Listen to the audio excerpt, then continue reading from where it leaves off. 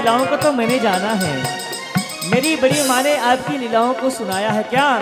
कभी ओ खल से बंध जाना, कभी ग्वालों में जा खेले, कभी खल से बंध जाना, कभी ग्वालों में जा खेले।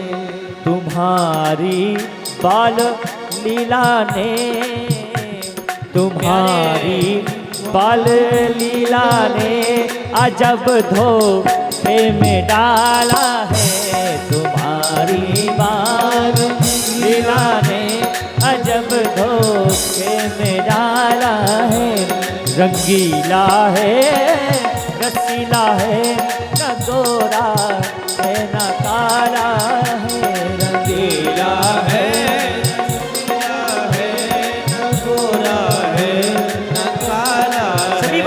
मेरा मेरा मेरा गोपाल गिरधारी जमाने से निराला है। मेरा गोपाल गिरधारी जमाने से निराला। राधे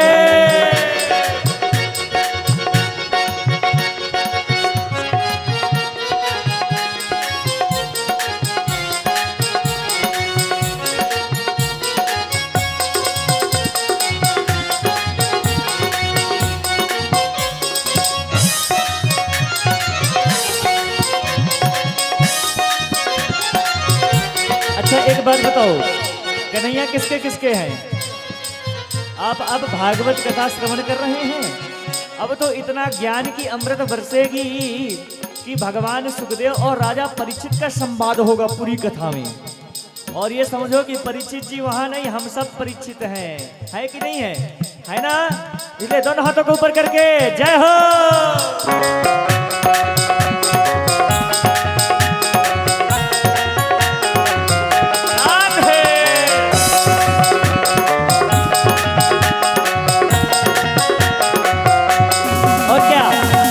प्रभु से क्या कहो? मेरे हृदय में आ बैठो, मेरे हृदय में आ बैठे, मेरे नैनों में बस जाओ, मेरे नैनों में बस जाओ। मेरे हृदय में आ बैठो, मेरे हृदय में आ बैठो, मेरे नैनों में बस जाओ, मेरे नैनों में बस जाओ।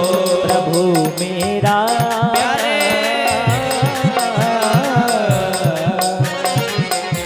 प्रभु मेरा ये मन मंदिर, प्रभु मेरा ये मन मंदिर तुम्हारा देखा वाला है।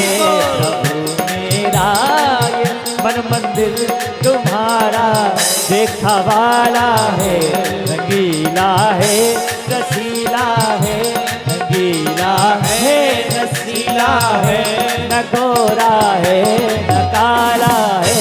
रंगीला है, रंगीला है, न गोरा। गोपाल गिरधारी जमाने से निराला है। मेरा गोपाल गिरधारी जमाने से निराला। बोलिए भट्टवत्सल भगवान की जय हो। व्यास जी ने कहा, अरे परीक्षित कहाँ प्रार्थना कर रहा है? चले जाएंगे। ये देखो साक्षात भगवान खड़े हैं। और आंख खोल करके देखा तो सारे 88,000 ऋषि हाथ जोड़े खड़े थे। ओहो, समझ गए कि ये कोई तपस्वी है, कोई वास्तव में आत्मा है। चरणों में गिर गए और एक ही प्रश्न किया, क्या? कि बरी जाने से ते प्रश्न कृतो करके प्रार्थना कोई बात नहीं करेगा। हाँ, आराम से कोई शोर न करें। कहो, ध्यान से सुनना। जिनकी मौत नजदीक हो उसे क्या करना चाहिए? सुखदेव भगवान गदगद हो गए। परीक्षित, तुमने अपने लिए नहीं पूछा। मुझे मालूम है कि तुम्हें श्राप लग गया है, परंतु आपने अपने लिए नहीं पूछा, आपने समाज के लिए पूछा है। परीक्षित, हम आपको अब भागवत की कथा सुनाएंगे। सुनो, जिसकी मौज नजदीक हो ना, मरना तो परीक्षित सबको है, परंतु बोले प्रभु मरना सबको है, पर जीवन जीते व्यक्ति अपना उपाय कर लेता है, मेरे पास तो समय भी नहीं है। बोले परीक्षित तेरे पास 7 दिन का समय है, राजा खटवांग तो 2 घड़ी में अपनी मुक्ति को प्राप्त कर लिया था, आपके पास तो 7 दिन है, बहुत समय है, बहुत टाइम है आपके पास में, आप भगवान की भक्ति कर सकते हो। अच्छा एक बात बताओ, 7 दिन में परीक्षित को श्राप लगा है कि हम सबको लगा है? सबको लगा है ना? कौन 7 दिन में मरना चाहता है बताओ हाथ ऊपर करके। अच्छा एक बात बताइए, यदि यह विमान आ जाए, एक एग्जाम्पल, यदि विमान आ जाए तो कितने लोग बैठेंगे? हाथ ऊपर करके बताओ। अब बताइए, समझ नहीं आ रहा है? भागवत फिर क्यों सुन रहे हो? आपको बैठ जाओगे? काहे नहीं बैठोगे जब बहुओं को इज्जत ही नहीं मिलना बहुओं का? बाहर आओ, सही कह रहे हैं, बिना टिकट के ही बैठ जाएंगे महाराज जी आपकी कृपा से। सही बात है, प्रभु बुलाए ना, कोई प्रॉब्लम नहीं, आप कब बुलाओगे, हम तो आपका इंतजार कर रहे हैं। एक महात्मा, यदि किसी से कह दिया जाए ना, कोई महात्मा थे, कोई सेठ जी थे ना, महात्मा जी के पास में गए, बोले महाराज जी पूजा करने में मन ही नहीं लगता। बोले अच्छा हाथ दिखा अपना, और सच में हाथ देखा तो कहा तुझे 7 दिन में मर जाना है। अब तो साहब उसने दौड़ करके सीधे अपने लड़के बच्चों को सब कुछ दिया, सीधे हरिद्वार चला गया। हाँ, और जाके हरिद्वार में स्नान किया और शिवलिंग पे लिपट गया, बोले 7 दिन में तो मुझे मरना ही है। नमः शिवाय नमः शिवाय नमः शिवाय नमः शिवाय, इतना मंत्र जाप किया कि 1 दिन हो गए, 2 दिन, 3 दिन, 4 दिन, 5 दिन, 6 दिन, 7 दिन। 7वें दिन सोमवार था, भक्त आए, बोले हटो भक्तराज। बोले नहीं नहीं, जिसको जल चढ़ाना है मेरे ऊपर चढ़ाओ, मैं तो शिव को नहीं छोड़ूंगा। मैंने सुना है कि शिव का जो भक्त होता है उसका काल कुछ नहीं बिगाड़ पाता, महाकाल के भक्तों को कौन मार पाता है। परंतु याद रखना, जब सोमवार भी चला गया, सोचा अब आएगा यमराज लेने, अब आएगा, आया ही नहीं, सोचा लगे बना दिया। उतरा, गंगा जी में स्नान किया, सबसे पहले तो मेघराज हलवाई से बढ़िया पकौड़े छाना, और फिर अपने घर में आया। सब बच्चों से कहा 7 दिनों में तुम लोगों ने किया क्या? अधिकारी साहब, तो बच्चों ने लोगों को बेवकूफ बना रखे हैं, मुझे भी बनाया, अभी मिलना है। महाराज जी समझ गए ये वही आया है जो कह रहा था भजन में मेरा मन नहीं लगता। बोले इधर आ जाओ आ जाओ। बोले पहले ये बताओ तुम्हें बेवकूफ मुझे क्यों बनाया?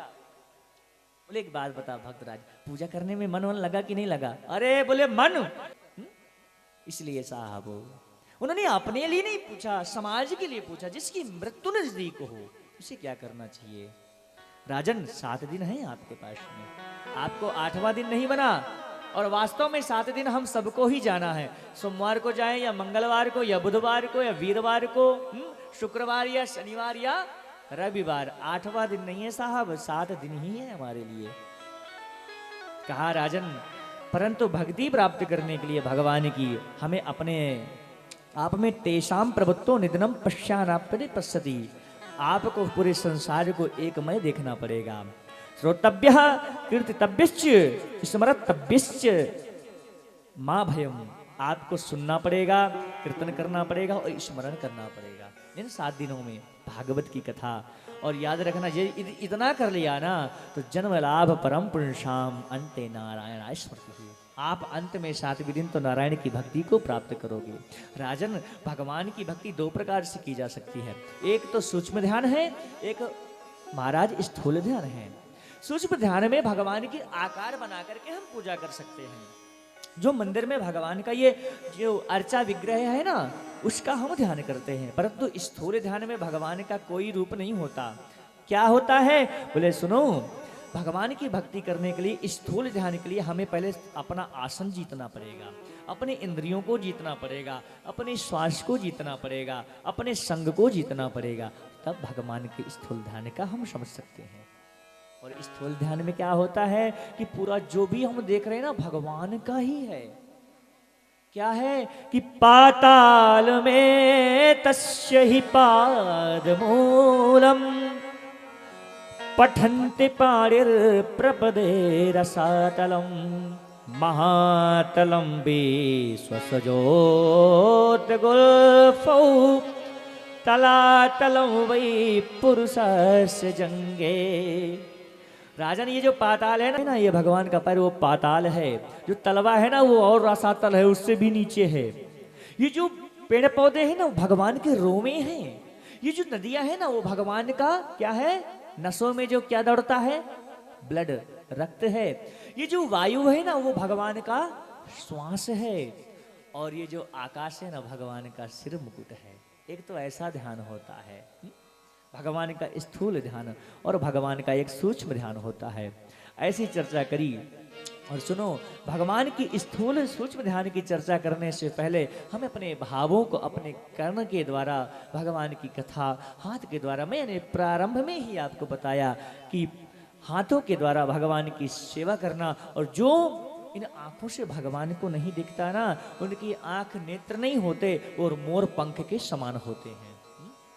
जो अपनी वाणी से भगवान का नाम नहीं लेता ना, वो तो उस तरह टर्राता है जिस प्रकार महाराज बारिश के समय में मेढक टर्राते हैं, बोला करते हैं ना।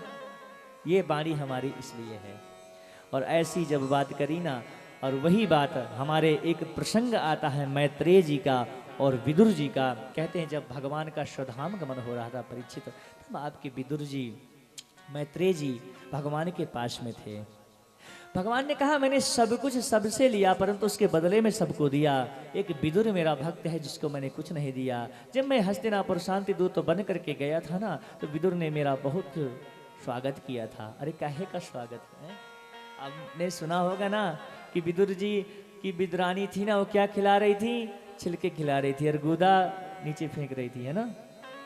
जब सुना उन्होंने ना कि प्रभु आए हैं, इतना प्रेम उमड़ा कि बेसुध में देती रही रहा न तन का भान, परंतु हमारे छिलका खिलाती गई और गुदा फेंकते गए। मैत्रेय जी, मैं चाहता हूं ये जो मैं जाते जाते ब्रह्म ज्ञान है ना, मैं चाहता हूं ये आप विदुर को दें। आज मैत्रेय जी जाकर के महाराज हरिद्वार में हैं, विदुर जी से भेंट हुई और आपस में प्रश्न कर दिया कि प्रभु क्या है। तब विदुर जी ने कहा कि हम कोई भी कार्य करते हैं किसके लिए करते हैं? बोले सुख के लिए करते हैं ना, परंतु हमें सुख नहीं मिलता। क्या मिलता है? दुख मिलता है। ऐसा क्यों है? तब विदुर जी ने कहा कि हम कोई भी कार्य भगवान के चरणों में समर्पित करके नहीं करते, क्योंकि हमारा उस कार्य पे हमारा मोह होता है। वो बिगड़ जाता है ना, तो हम दुखी हो जाते हैं। परंतु भगवान ऐसे नहीं थे। भगवान जब अपने धराधाम पर आए तो ब्रज के बाद में मथुरा में जाकर के बसे। मथुरा से जाकर के 11 वर्ष तक तो महाराज 52 दिन तक ब्रज में रहे, 11 वर्ष तक मथुरा में रहे, और इसके बाद में 100 वर्षों तक भगवान हमारे द्वारिका में रहे। परंतु आप याद रखना, मोह में नहीं बंधे, क्योंकि भगवान की 16,108 रानियां थी, फिर भी इनके अंदर मोह नहीं था। जाते जाते भगवान की एक रानी से 10 पुत्र और एक बिटिया पैदा हुई। कितना हुआ? 10 पुत्र और एक बिटिया। 16,108 में आप 11 और जोड़ो, हर एक उसमें गुणा करो, कितना हो जाएगा? 1 लाख तो इनके पास में टीचर थे बच्चों की काउंटिंग करने के लिए, पढ़ाने के लिए। इतना बड़ा यदुवंश था, परंतु भगवान जाने से पहले सबका नाश करवा दिया, है ना। सबको मुक्त कर दिया, कि सब विस्तार हो गया, और अपनी माया को विस्तार करने के बाद में अपने में समेट लिया। बस यदि हमारे अंदर भी नहीं रहे ना कि आज हम कार्य को कर रहे हैं, कल को चलिए हमें घाटा लग गया ना, कोई बात नहीं, राहोगे। क्योंकि मोह यदि हमारा हो गया ना, तो विदुर जी, मोह सकल व्याधिन कर मूला, तिनते ही उपजई भवशूला। मोह हमने किया, हमारी आसक्ति बच्चे में है, और बच्चा हमसे ज्यादा निकल गया, फिर क्या होगा? दुखी हो गए, क्योंकि हमने बच्चे से तो और कुछ डिमांड अपने माइंड में रख रखा है, बस इसलिए दुख होता है। भगवान ऐसे नहीं थे। तब विदुर जी ने कहा, देखो ना भगवान का स्वरूप और स्वभाव कितना अच्छा था ना। मैत्रेय जी बोले हाँ। बोले स्वरूप कितना अच्छा था कि भगवान इतने सुंदर थे कि जब भगवान रथ में बैठ करके निकलते थे ना द्वारिका से, तो द्वारिका के जो वासी थे ना, भगवान को देखने के लिए लालायित रहते थे। मेरे प्रभु कृष्ण इतने सुंदर थे कि वो जब अपने अलंकार आदि धारण करते थे ना, और शीशे में जाकर के दर्पण में देखते थे, तो भगवान को भगवान की नजर लग जाती थी। इतने सुंदर थे, और वो कहने भी अपने आप को सौभाग्यशाली मानते थे कि आज हम भगवान के हृदय को आलिंगन तो कर रहे हैं। इतने सुंदर थे। विस्मापनम स्वस्य च सौभगर्भे परम पदम भूषण भूषणांगम। इतने सुंदर थे। और सुंदर की बात छोड़िए साहब, भगवान का स्वभाव कितना अच्छा था। एक पूतना भी आई भगवान को जहर पिलाने, फिर भी उसको माता कह के माता की गति दे दिया। अहो बकीयस्तन कालकूटम जिघांसया पाय दयप्य साध्वी लेभे गतिम धात्रचिताम तदोन्यम कम वा दयालो शरणम ब्रजे महाम। भगवान इतने अच्छे स्वभाव के हैं कि साहब उनके यहाँ जो राक्षस उनको मारने भी आता है ना, महाराज उनका भी उद्धार कर देते हैं। इतने सुंदर है। तो क्यों ना भगवान से प्रेम करें, क्यों ना हम उनके चरणों में जाएं, क्यों ना हम अपनी भावनाओं को उनके अपने हृदय की भावनाओं को उनके चरणों में समर्पित करें। बोलिए भक्तवत्सल भगवान की। ये सृष्टि का विस्तार कैसे हुआ, जरा आप हमें ये सुनाइए। तब का सुनिए। भगवान के नाभि कमल से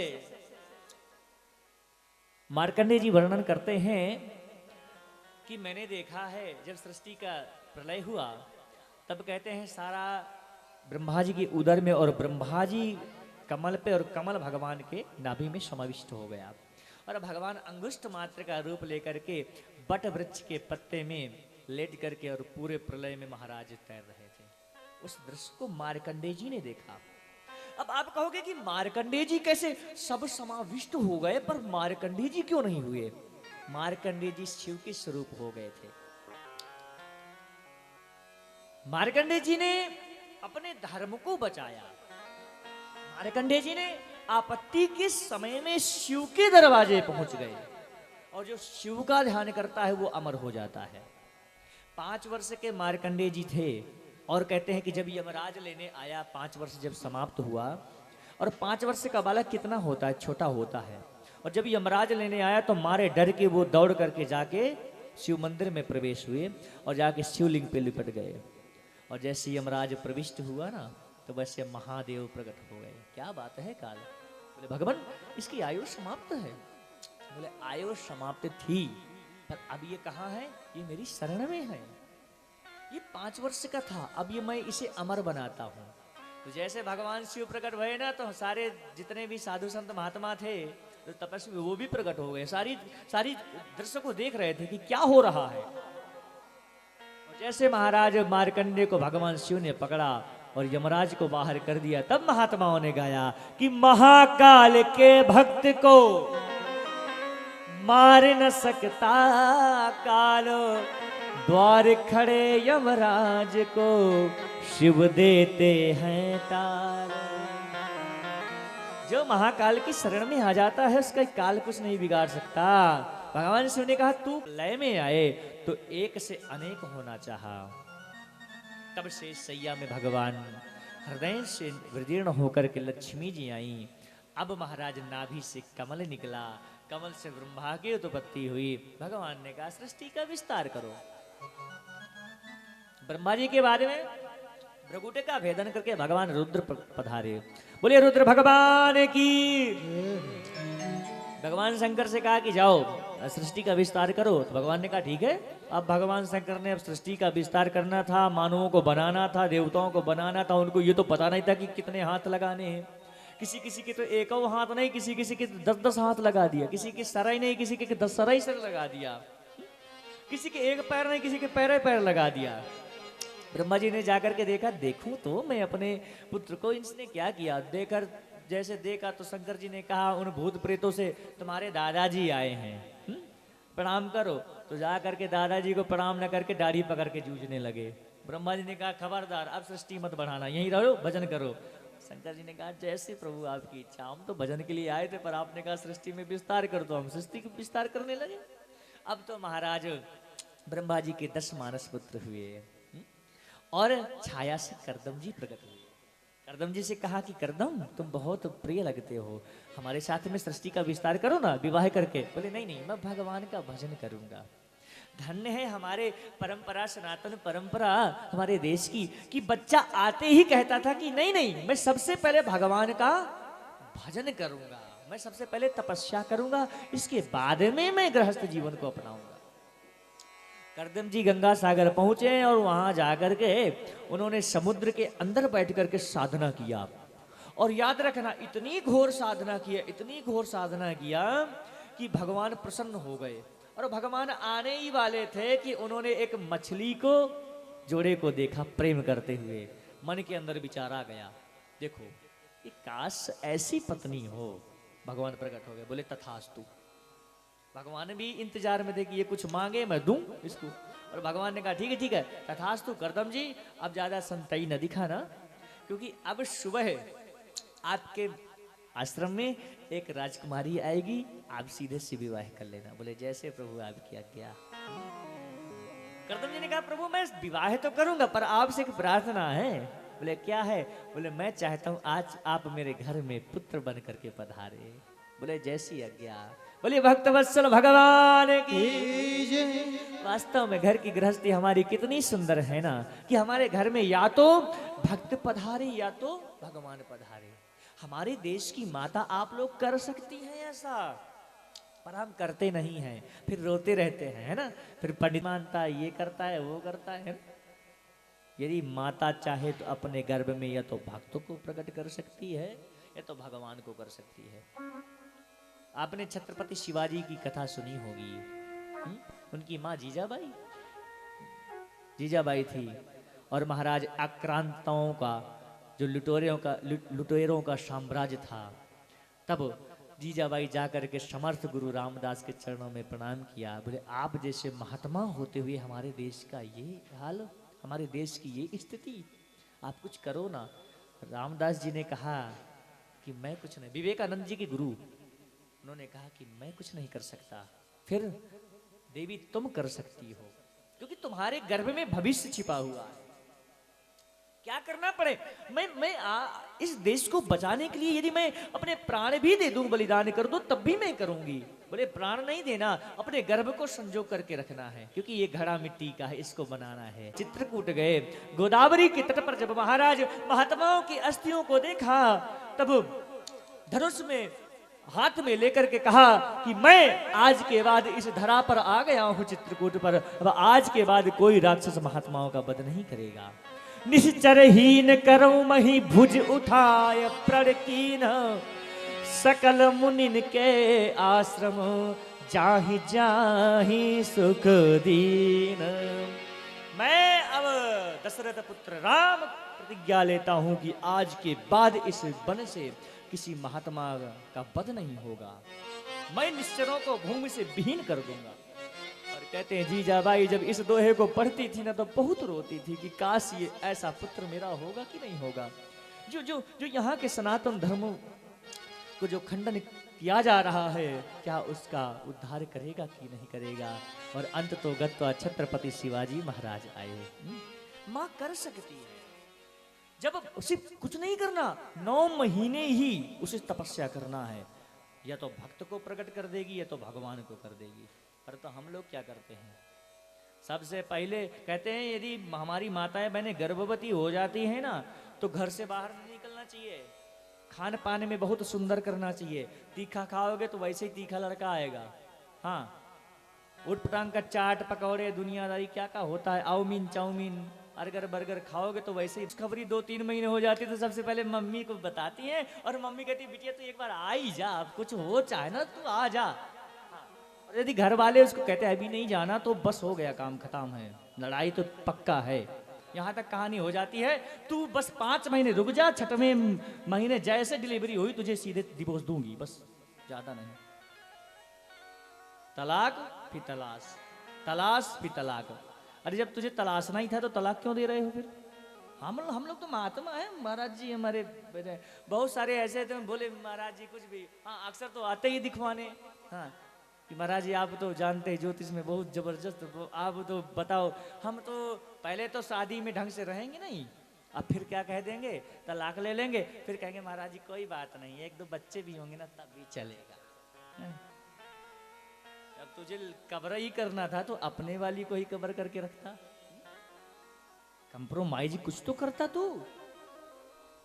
इसलिए हमारे गर्भ से हमारे बच्चे नहीं राक्षस पैदा होते हैं कि बड़े होते ही ए मम्मी बोलते हैं सीधे। हाँ, आप पिताजी को डैड बोलते हैं, बोलकर आप मेरे घर में यदि पुत्र बन करके आए तो मैं विवाह करूंगा।